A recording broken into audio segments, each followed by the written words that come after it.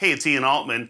I've been interviewing executives at companies for my upcoming book that'll come out in 2019. And we're profiling companies that have achieved remarkable growth, companies that have more than doubled in a matter of 2 or 3 years from where they started to where they are today. And one of the questions I've been asking these executives is, what type of information are you focusing on? And what questions are you asking of your sales professionals to figure out which opportunities are real and which ones aren't? And that's exactly what I'm going to be discussing this week. See, very common what happens is in sales meetings, it goes something like this. The sales manager, whoever the executive is in charge, will go around to each individual in the room and they'll ask questions about their current opportunities. And they'll say, hey, Jim, I see you've got this opportunity. What can you tell me about it? And Jim says, oh, we had a good meeting last week. I sent an email, sent a proposal, waiting to hear back from them. Great, okay. Is there anything you need our help with on that, Jim? Jim says, no, that's it.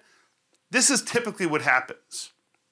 And candidly, what we're usually doing is asking questions and talking about stuff that's already in the CRM. Our CRM already has this information. And so all we're doing is we're basically asking them to tell us, oh, you have this opportunity, and what's the value of it, which we already know, and what happened most recently, which is already in the CRM, and we're not necessarily learning anything new.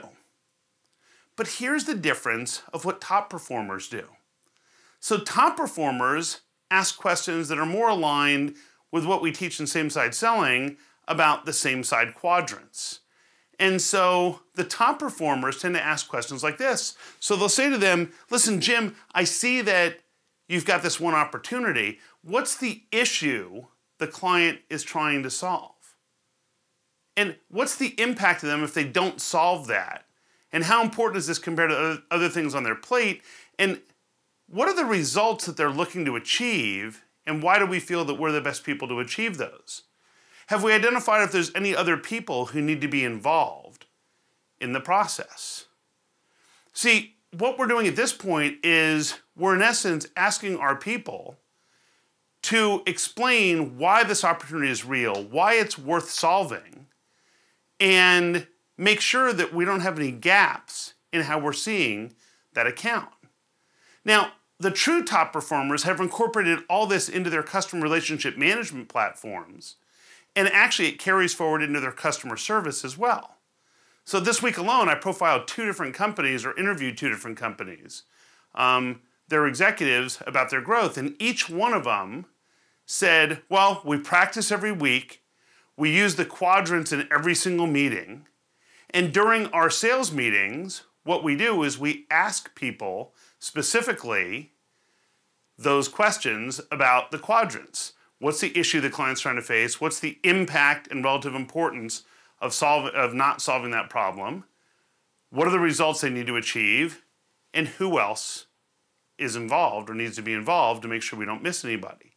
We also define what the next steps are to make sure we don't miss anything. And remarkably, these are the companies that are growing leaps and bounds over their competition. The other thing they do is they practice every single week. Notice when I'm talking to these people, they don't say, well, oftentimes we do improv or role play. No, they say we use same-side improv every single week. Great. What else? We use the quadrants every single discussion that we have with a client or prospect. See, it's about the discipline to focus on what's important for the client, not just focusing on what's important for you. So next time you're having a sales meeting, make sure that you're asking these sorts of questions, not the questions like, hey, when's the last time you met with them? How's it looking? Because those are all just kind of feel-based questions. What we really want to know is, have we asked our clients the right questions? And here's a remarkable thing that happens. What they tell me is they say, look, the first time we have a meeting, we ask people, well, what's the issue? What's the impact? What's the importance? What do the results look like? Who else is involved? And about half the time we ask, they have the answers, which means half the time they don't. So what do you think happens the next time they have a meeting? Well, that percentage goes up. And now 70% of the people have the answers to those questions. And eventually, the professionals know that, look, if I don't have an answer to those questions, I'm going to look pretty stupid. So I better have those answers when I come to the meeting. The remarkable thing is that if you take the time to ask those questions and get that information, then what happens is sales cycles get shorter, your client's perspective shifts from price to value, you stand out from the competition, and you win a higher percentage of opportunities, and more importantly, you qualify out the bad ones. In each of these cases, these businesses have grown without increasing their sales force by the same numbers.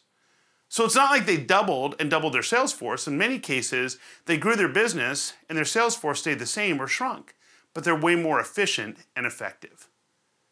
So these are some of the questions and some areas of focus that you can apply in your business. And remember, all these topics come from you, the listener. So if there's another topic you want me to cover, if there's a guest you think I should have on the show, just drop me a note to ian@ianaltman.com. And if you have any questions, same thing, just drop me a note to ian@ianaltman.com. Have an amazing week, add value, and grow revenue in a way everybody can embrace, especially your customer.